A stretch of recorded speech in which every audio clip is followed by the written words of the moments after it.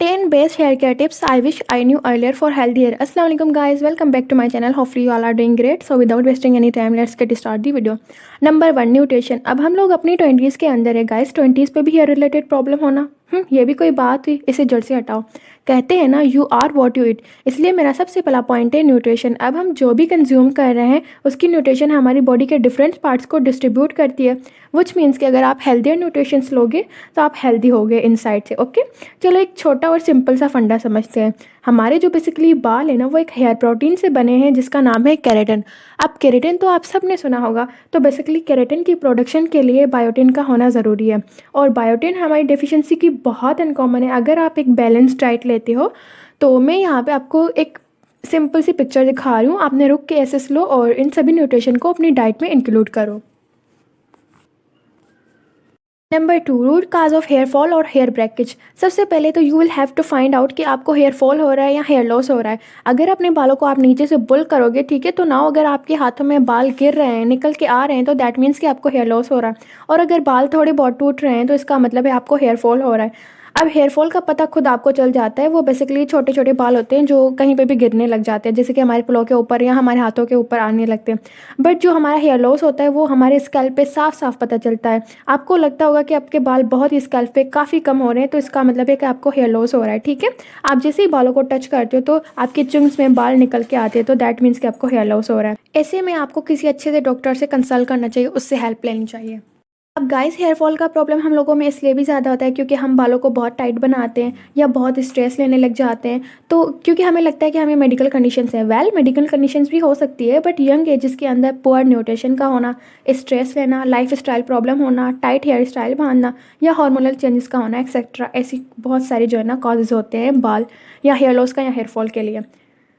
Third, my hair care routine. My hair care in winter is pretty simple. Hair wash आप generally जैसे करते हो वैसे ही करोगे। ल्यूकवार्म वाटर से मैं अपने बालों को वॉश करती हूँ।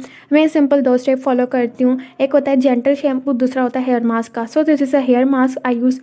ये डव का हेयर मास्क है जो कि मैंने स्टार्ट किया अभी रिसेंटली। बेसिकली ये करता क्या है, ये ऐड करता है आपके बालों में मॉइस्चर, आपके बालों को फ्रीजी फेयर बनाता है, जिससे आपके बाल जो है ना ब्रेकेज से बचते हैं। इससे मैं हफ्ते में 2 मरतबा यूज़ करती हूँ for my hair care. Winters चल रहे हैं, स्किन में भी ड्राइनेस बढ़ रही है, स्कैल्प में भी ड्राइनेस बढ़ रही है। तो अब इसके लिए हम क्या स्टेप ले सकते हैं? सबसे पहली चीज़ कि कोई ऐसा शैम्पू यूज़ करना है जिसका पीएच बैलेंस्ड हो, जिसमें स्ट्रीम केमिकल्स ना हो, जिसमें कोई फ्रेगनेंस ना हो, जो कि आपकी स्कैल्प को फर्दर इरिटेट ना करे। आपने बहुत सारे लोग देखे होंगे जिसके बाल बहुत डल देखे होंगे, मतलब उनके जो है ना बालों को देख के लगता नहीं है कि उनमें जान है या शाइनी नहीं लगते। दैट्स बिकॉज कि उनके बाल बहुत ड्राई होते हैं। अपने बालों के अंदर मॉइस्चराइज रखने के लिए आप कुछ स्टेप्स फॉलो कर सकते हैं। इसकी बेनिफिट की बात करूँ तो ये बालों को डीपली नरिश करता है, इजीली बाल डिटेंगल हो जाते हैं, जिसके साथ ही बाल स्मूथ हो जाते हैं। और इस हॉट ऑयल ट्रीटमेंट, मेरी विजिबल हेयर केयर रूटीन में बहुत सारा फर्क आया है, and I will make sure कि मैं अपने बालों को at least once a week hot oil treatment ज़रूर दूँ। हॉट ऑयल ट्रीटमेंट बेसिकली आपकी स्कैल्प में सर्कुलेशन को इंक्रीज़ करता है, जो कि अल्टीमेटली न्यू हेयर ग्रोथ में बहुत अच्छा होता है। रेगुलरली अपने हेयर को कॉम्ब करने के लिए मैं वुडन कॉम्ब का यूज़ करती हूँ। आप उन्हें छोटे छोटे सेक्शन में बालों को डिटेंगल करने में बहुत हेल्प देता है। और हाँ, गीले बालों को बिल्कुल भी ज़रूरत नहीं है कॉम्ब करने की। Number 5, home remedies for hair fall. कुछ रेमेडीज़ जिन्होंने मेरी काफ़ी हेल्प की है, वो रेमेडीज़ मैं आपके साथ शेयर करूंगी। अगर आपने अपने बड़ों को देखा होगा या आप अपनी अम्मियों से पूछोगे तो वो आपको ज़रूर बताएंगे कि उनके जो बड़े थे वो उनके बाल बहुत लंबे, घने और काले होते थे। तो वजह ये तो नहीं थी कि उनके पास कोई प्रोडक्ट या केराटिन वाले शैम्पू होते थे, तो वजह ये होती थी क्योंकि वो होम रेमेडीज़ को फॉलो करती थी। तो मैं आज आपके साथ भी वही वाली चीज़ें शेयर करने वाली हूँ इंशाल्लाह।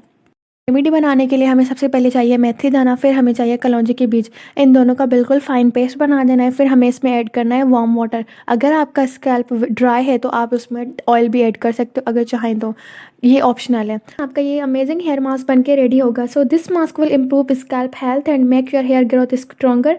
इसको यूज़ करके मुझे ज़रूर बताना। Number 6, avoid heat hair tools. I wish ये मुझे पहले पता चलता कि हीट टूल्स को यूज़ करने के कितने बड़े नुकसानात हैं।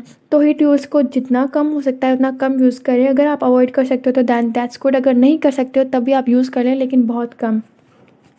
Number 7, hair braid before a sound sleep. When you go to sleep make sure कि आप अपने बालों को अच्छे से ब्रेड करें, इससे बाल टूटने नहीं है। एंड एक बहुत बड़ा पॉइंट, आप अच्छे से नींद लो क्योंकि ये आपकी ओवरऑल हेल्थ के लिए भी अच्छा होता है और बालों के लिए भी अच्छा होता है। Number 8, get up and workout, take no stress. Stress is a huge cause of hair fall. Body के अंदर स्ट्रेस कम करने के लिए आप कोई फिजिकल एक्टिविटीज़ कर सकते हो। स्ट्रेस को बहुत कम लिया करें, वो ओवरऑल हेल्थ के लिए बहुत नुकसानदेह होता है और फिजिकल एक्टिविटीज़ ओवरऑल हेल्थ के लिए बहुत अच्छी होती हैं। Number 9, hair care schedule. Definitely but not least have a good hair care schedule. अब इसका मतलब ये नहीं है कि आप अपने स्पेसिफिक रजिस्टर लेके बैठ जाएंगे, मुझे इस दिन ये करना है, उस दिन ये करना है। स्कैल्प को जानिए, सिंपल सी चीज़ें, आप अपने स्कैल्प को जानिए। अगर आपका स्कैल्प बहुत ज़्यादा ऑयली होता है तो आपने अपने बालों को फ्रीक्वेंटली वॉश करना पड़ेगा। बट अगर आपका स्कैल्प ड्राई या सेंसिटिव है तो आपने हेयर वॉश की फ्रीक्वेंसी को कम करना पड़ेगा। Number 10, be positive. Some cases में पॉजिटिव और खुश रहने में ही हमारी स्किन और हमारी स्किल्स काफ़ी अच्छी रहती है। तो मेक श्योर कि आप अपने आप को पॉजिटिव रखें, पॉजिटिव चीज़ों में इंटरेस्ट लें और पॉजिटिव रहें। फॉर यू, अगर आपको ये वीडियो अच्छी लगी हो तो kindly do share this video with your friends, relatives and family. मेरी एक छोटी सी रिक्वेस्ट है, kindly do subscribe my channel and also don't forget hit the bell icon so that you don't miss out any amazing content. Okay, so मिलते हैं next video में, तब तक के लिए अल्लाह हाफिज़।